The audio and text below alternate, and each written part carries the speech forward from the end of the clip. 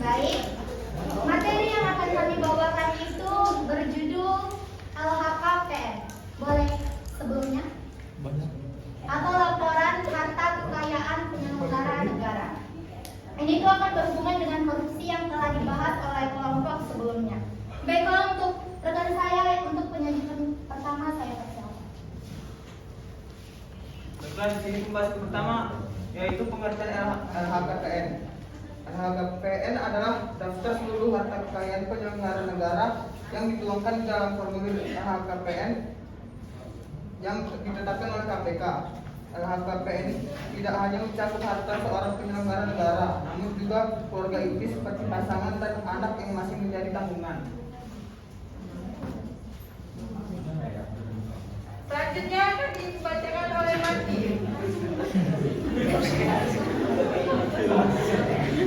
Landasan hukum LHKPN. Dalam hal ini penyelenggara negara wajib melaporkan harta kekayaan kepada Komisi Pemberantasan Korupsi atau KPK sebagaimana telah diatur dalam yang pertama Undang-Undang Nomor 28 Tahun 1999 tentang penyelenggaraan negara yang bersih dan bebas dari korupsi, kolusi dan nepotisme. Yang kedua, Undang-Undang Nomor 30 Tahun 2002 tentang Komisi Pemberantasan Tindak Pidana Korupsi. Yang ketiga, Peraturan Komisi Pemberantasan Korupsi Nomor 7 Tahun 2016 tentang cara pendaftaran, pengumuman dan pemeriksaan harta kekayaan penyelenggara negara. Dan keempat, Surat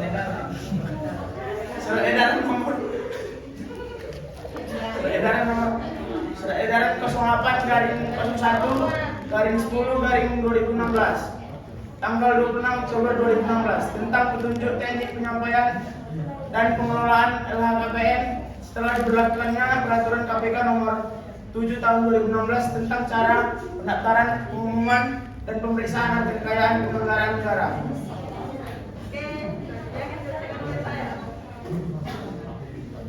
Selanjutnya itu ada pihak wajib lapor LHKPN. LHKPN ini memiliki dasar hukum sehingga penyelenggara negara wajib melaporkan LHKPN mereka. Dasar hukum pertama itu adalah Undang-Undang Nomor 28 Tahun 1999 tentang penyelenggara negara yang bersih dan bebas korupsi, kolusi dan nepotisme. Dan ini terdiri dari yang pertama itu ada pejabat negara pada lembaga tertinggi negara, yang kedua ada pejabat negara pada lembaga tinggi negara. Yang terus ada menteri, gubernur, hakim. Selanjutnya itu pejabat negara yang lain sesuai dengan ketentuan peraturan perundang-undangan yang berlaku. Dan yang terakhir itu ada pejabat lain yang memiliki fungsi strategis dalam kaitannya dengan penyelenggara negara sesuai dengan ketentuan peraturan perundang-undangan yang berlaku. Yang kedua itu jabatan lainnya itu yang diwajibkan untuk menyampaikan LHKPN berdasarkan surat edaran Menteri Perdagangan, aparatur negara nomor surat edaran 03 PAN 01/2005 tentang laporan harta kekayaan penyelenggara negara, itu itu ada pejabat eselon 2 dan pejabat lain yang bisa makan di lingkungan instansi pemerintah atau lembaga negara. Itu terdiri dari yang pertama semua kepala kantor di lingkungan Departemen Keuangan, yang kedua itu pemeriksa bea dan cukai, yang ketiga pemeriksa pajak, yang keempat ada auditor, yang kelima ada pejabat yang mengeluarkan perizinan, yang keenam ada pejabat atau kepala unit pelayanan masyarakat, dan yang terakhir ada pejabat pembuat regulasi. Next, selanjutnya akan dibacakan oleh terus. Selanjutnya penyampaian LHKPN. Yang pertama penyampaian LHKPN pada saat yang pertama pengangkatan sebagai penyelenggara negara pada saat pertama kali menjabat. Yang kedua pengangkatan kembali sebagai penyelenggara negara setelah berakhirnya masa jabatan atau pensiun. Yang ketiga berakhirnya masa jabatan atau pensiun sebagai penyelenggara negara atau yang keempat masih atau selama menjabat. Yang kedua penyampaian LHKPN awal menjabat paling lambat 3 bulan sejak saat pengangkatan pertama atau pengangkatan kembali atau berakhirnya jabatan sebagai penyelenggara negara berdasarkan harta kekayaan yang dimiliki penyelenggaraan peraturan. Yang ketiga penyampaian LHKPN setelah menjabat dilakukan secara periodik 1 tahun sekali pada selama 31 Maret tahun. Berikutnya berdasarkan harta kekayaan yang dimiliki bertambah pada bulan Desember tahun sebelumnya. Yang keempat penyampaian LHKPN sebagaimana dimaksud dalam pasal 3 wajib dilaksanakan secara elektronik melalui e-LHKPN pada laman KPK. Selanjutnya akan dilanjutkan oleh selanjutnya ada sanksi. Yang pertama sanksi administratif dalam Undang Nomor 28 Tahun 1999. Dalam pasal 20 Nomor 28 Tahun 1999 khususnya mengenai penyelenggara negara yang kewajiban melaporkan harta kekayaannya akan merujuk pada sanksi-sanksi dalam PP Nomor 53 Tahun 2010 tentang disiplin pegawai negeri. Yang kedua ada sanksi administratif dalam PP Nomor 53 Tahun 2010, yaitu dari segi tingkat hukumannya, hukuman disiplin dibedakan dalam hukuman disiplin ringan, sedang, dan berat. Jenis hukuman disiplin ringan terdiri dari teguran lisan, teguran tertulis, dan pernyataan didakwa secara tertulis. Yang ketiga berdasarkan kitab undang-undang hukum pidana, yaitu KUHP ternyata juga mengatur mengenai kewajiban setiap orang untuk menuruti perintah peraturan perundang-undangan meskipun tidak secara spesifik mengenai kewajiban melaporkan harta kekayaan. Saya kembalikan kepada moderator. Baiklah teman-teman sekalian, kami telah selesai menyampaikan materi kami. Kami sudah menyampaikan apa itu LHKPN atau laporan harta kekayaan penyelenggara negara, dan dasar hukumnya itu di mana dan siapa saja yang menyampaikan LHKPN, dan juga apa sanksi jika tidak menyampaikan LHKPN. Untuk itu sesi berikutnya kami akan membuka sesi tanya jawab. Bagi teman-teman sekalian yang memiliki pertanyaan, kami akan membuka pertanyaan untuk 3 orang penanya. Terima kasih.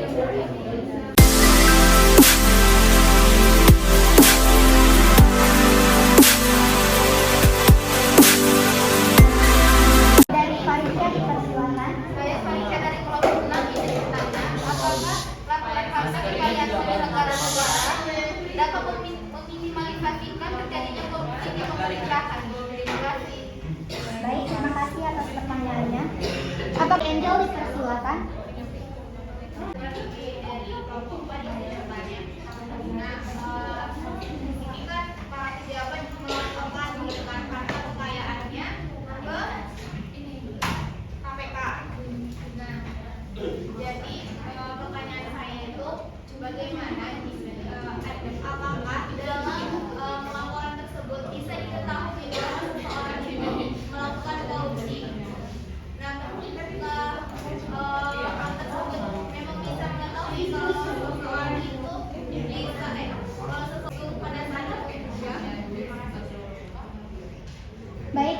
atas pertanyaannya. Apakah ada teman-teman sekalian yang ingin bertanya lagi untuk satu pertanyaan lagi? Kan pelaporan kekayaan penyelenggara negara ini ada hubungannya dengan pajak. Jadi bagaimana tanggapan kelompok kalian mengenai masih banyaknya penyelenggara negara yang masih memanipulasi harta kekayaannya dan masih rendahnya penegakan hukum untuk menyelidiki hal tersebut? Terima kasih. Baik, terima kasih atas pertanyaannya. Baiklah, sudah terkumpul 3 pertanyaan. Untuk itu kami memohon untuk teman-teman sekalian memberikan kami waktu untuk mendiskusikan jawaban.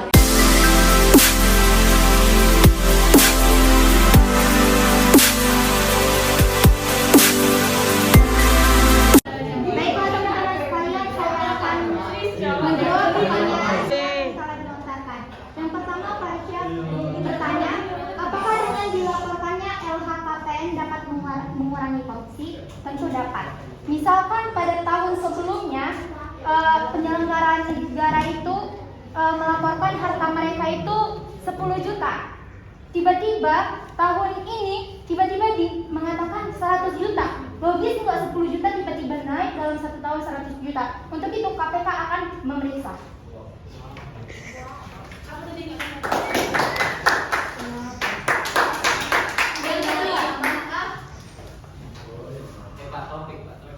Yang kedua, pertanyaan dari Angel. Ini berhubungan juga dengan pertanyaan panitia. Apakah dalam pelaporan tersebut bisa diketahui melakukan korupsi? Apakah bisa ditindaklanjut secara langsung? Seperti yang sudah saya katakan, kalau diketahui bisa saja kalau perbedaan pelaporan dari tahun sebelumnya dengan tahun sekarang, jika tidak logis kita lihat, tentu akan ada kecurigaan. Mungkin penyelenggara negara yang ini tuh sedang korupsi. Makanya kita juga pernah mendengarkan bahwa penyelenggara negara tiba-tiba diperiksa oleh KPK. Itu karena dilihat dari pelaporan LHKPN-nya. Lalu untuk pertanyaan Febri, bagaimana tanggapan kelompok kalian masih banyaknya penyelenggara negara yang masih memanipulasi harta kekayaannya dan masih rendahnya penegakan hukum untuk menyelidiki hal tersebut? Memang betul masih banyak penyelenggara negara memanipulasi harta kekayaannya. Namun pihak seperti KPK ini bekerja sama dengan bank, dengan pajak, dengan berbagai stakeholder terkait dibandingkan dengan misalnya dilaporkan kendaraan kami dengan model mobil seperti ini. Ada satu berita katanya merek mobilnya itu Lexus dan Fortuner dan harganya itu dilaporkan 5 juta. Jadi si KPK ini akan melihat meneliti harga wajar untuk mobil yang harga segini berapa sih gitu kan, atau bertanya dengan yang menjual mobil stakeholder. Lalu dikatakan juga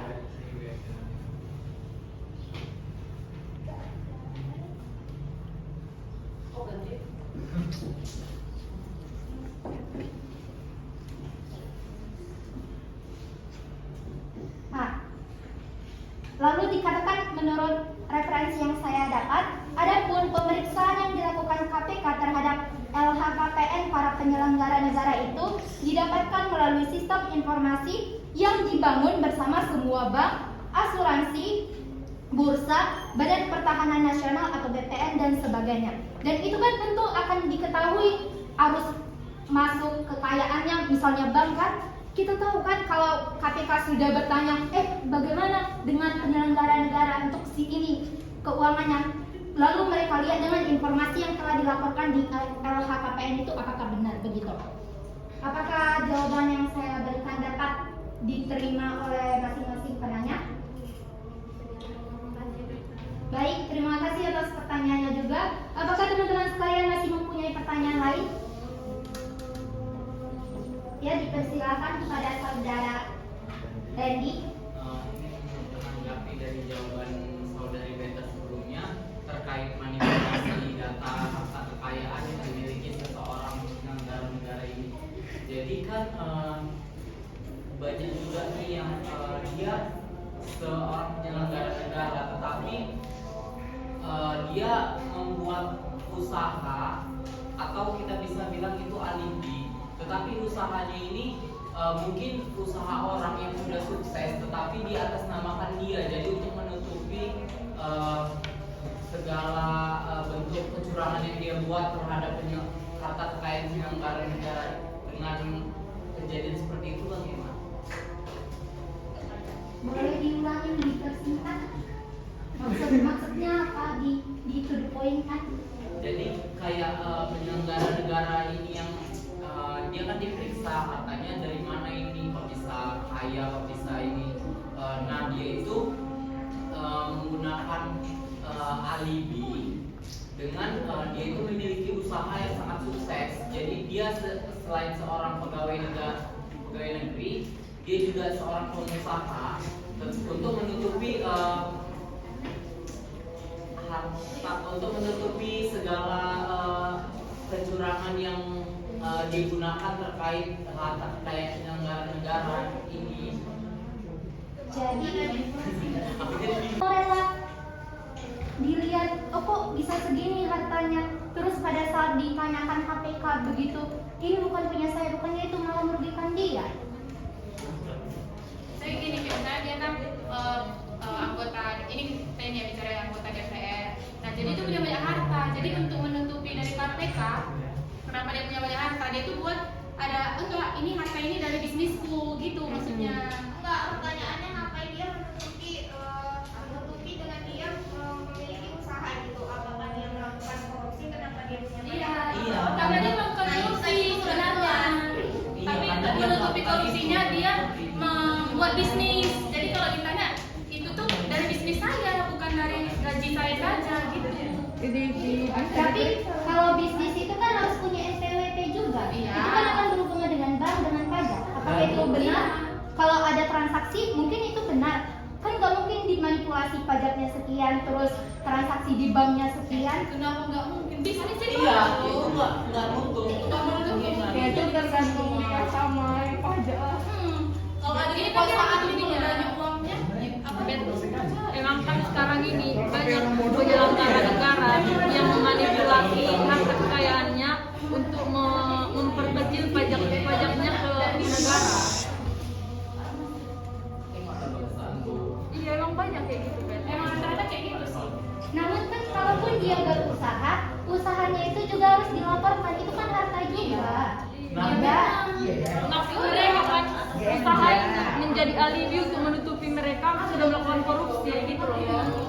Misalnya dia laporkan ini penghasilan dari bisnisnya 1M, makanya dia bisa kaya gitu loh. Jadi Iya, kalau ada misalnya pemeriksaan juga. Tetap ada pemeriksaan lah kan, Dan Kak? iya. kalau pemeriksaan itu kan yang menjalankan orang, tetapi dengan semua data yang dia punya, NPWP paketnya dia, habis itu segala pokoknya apa perusahaan itu pakai data dan identitas dia. Ya kalau dimanipulasi bisa-bisa aja. Tergantung ya kalau kelingking uang kelingking. Iya, memang dia bisa dimanipulasi. Oleh karena itu KPK ini bekerja sama dengan stakeholder untuk melihat manipulasi itu. Dan bahkan KPK-nya aja bisa disuap. Iya. Iya. Kan itu KPK ada juga yang kayak gini kan. Untuk balik lagi ke materi si perubahan Iya, juga. balik lagi ke situ. Jadi yang kami Hidup pungli, hidup korupsi. Anti korupsi. Ya intinya kalian belajar hukum baru kalian yang ganti. Udah, nggak ada lagi suap-suap. Jadi belajar dari bangsa. Jadi bagaimana saudara? Ya. Oke. Apakah masih ada lagi? Ya, Jadi kalau ada anggota DPRD itu yang menyimpan hartanya di luar negeri, bagaimana anggota KPK mengeceknya menyimpannya di luar negeri seperti di Bank Swiss, Bank Malaysia, Bank Singapura itu bagaimana KPK melakukan pengecekan terhadap harta dan keluar Indonesia? Gitu. baik, terima kasih atas pertanyaannya, Lombok. Baik, saya Beta Siombing mencoba untuk menjawab pertanyaan dari Lombok. Bagaimana jika harta penyelenggara negara itu disimpan di negara lain gitu? Misalnya contohnya tiba-tiba jadi di negara lain itu bagaimana lah Bang? Menurut Abang?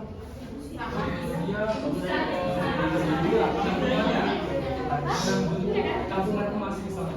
Tabungan emas. Cara jadi dapat tabungan emas disimpan di Swiss bagaimana? Bisa aja anggota DPR-nya itu melakukan pendaftaran sebagai nasabah baru di bank Swiss misalnya. Jadi dia mau beli emas dari yang ada di Swiss sebagai salah satu produk yang ditawarkan oleh bank yang ada di Swiss. Ini berhubungan dengan emas. Pada saat pendaftarannya itu menurut Ambok dilakukannya itu melalui saya mau bertanya menurut pendapat Ambok bagaimana tiba-tiba di luar negeri harta kekayaannya itu Kan enggak maksud si beta. Ini kan kekayaan yang berupa prosesnya apa itu kan gitu ada, loh. kan. Jadi ini mau dijelaskan. Ini ada yang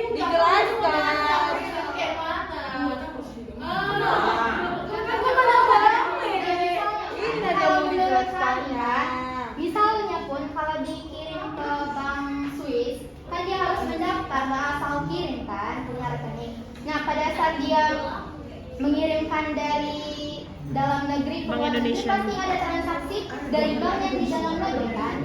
Dan itu kan bisa iya catatan itu kan bisa diperiksa. Cara mengetahuinya begitu. Berarti sudah ada uang keluar untuk ke bank Swiss sebesar sekian berdasarkan catatan bank di dalam negeri. Cuman kan mana tahu orang Udah ngomongin komen. orang dalam yang ada di bank negara lain melakukan manipulasi gitu terhadap jumlah harta dari anggota DPR yang hartanya yang simpan di Swiss gitu. Dia mau manipulasi gitu. Itu bagaimana caranya?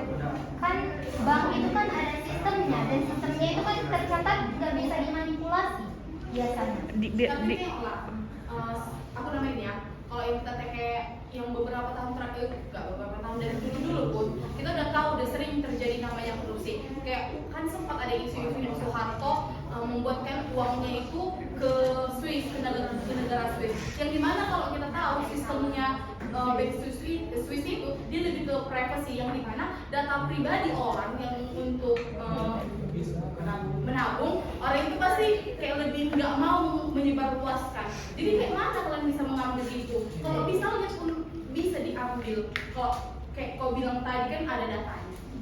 Kenapa lo nggak bisa diambil si Jokowi kalau kayak gitu? Iya. Itu yang saya bilang tadi itu kan bukan untuk mengambil uangnya, namun untuk mengetahui bahwa si penyelenggara negara itu telah membuat hartanya ke luar negeri, bukan untuk mengambil uang yang di luar negeri itu. Kalaupun tidak bisa diambil, berarti kan sudah diketahui bahwa dia telah melakukan korupsi, berarti dia harus menerima sanksi. Kalau tidak dia menggantinya atau di penjara, ya itu sanksinya atau yang sesuai dengan undang-undang.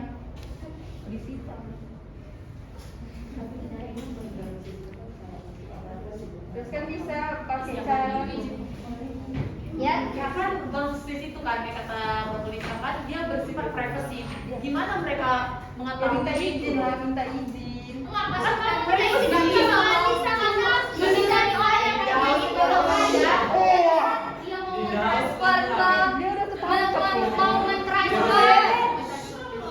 Pada saat dia mau mentransfer ke bank luar negeri itu kan ada transaksi dari bank dalam negeri. Gimana kalau atas nama orang lain jadinya? Jadi kita pencucian uang. Gimana kita tahu datanya itu benar atau Tapi enggak? nggak standar itu. Nah kalau kayak gitu berarti udah bisa ya korupsi. Memang korupsi itu memang tidak bisa benar-benar diberantas kan, kita sudah tahu. Berarti udah dilakukan korupsi, tapi kalau ketahuan bakalan ada sanksi. Nggak ketahuan. Jadi kalau misalnya Nikmatilah. kayak kasus yang Soeharto itu kayak mana itu jadinya? Ya nggak tahu lah kami biasa sekarang sini. Jadi kalau semisal penyelenggara ini ketahuan korupsi, dikemanakan semua harta benda? Disita. Iya tahu disita. Yang disita ini cuma disimpan gitu aja atau kadang untuk pribadi juga. Kalau udah dilelang ini yang hasil ini jadi uang kan, uangnya ini jadi pendapatan apa nanti di Bayar negara? utang negara. Pendapatan mungkin pendapatan seperti hibah atau Bayar utang negara. Apa ya? Masuk ke kas negara nggak sih? masuk. Iya tahu ke kas negara, cuman ini sebagai pendapatan apa? Itu